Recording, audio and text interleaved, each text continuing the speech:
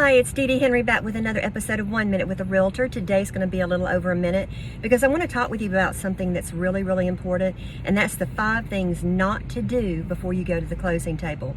The first one, and one of the most important, is your finances. I know you're super excited about getting into your home.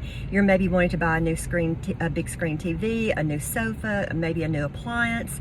But please, please, please do not do this before you go to the closing table, because a day or two before closing, your lender is going to check your credit again.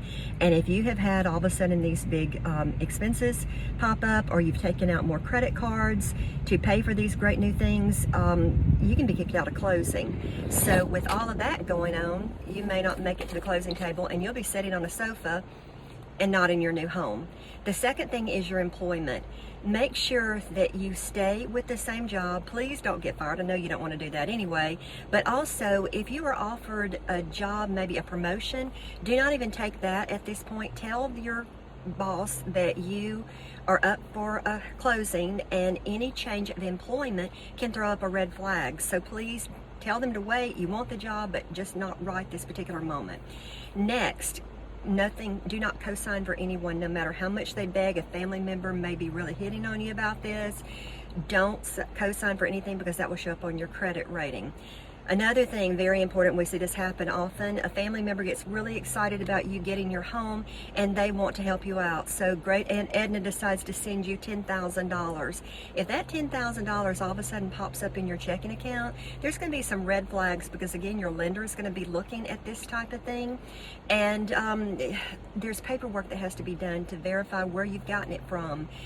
Just at this point, tell Aunt Edna to hold it, wait till after the closing, and then she can help with other expenses that you're going to have moving into your home.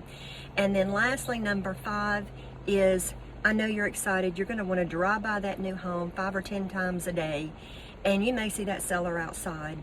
Please do not stop and talk to the seller. Leave that part between your agent and the seller's agent, because we've seen it happen where you strike up a great conversation, maybe some extra incentives are talked out among you two, and then once you get to the closing table, the seller says, I don't have any clue of what you're talking about.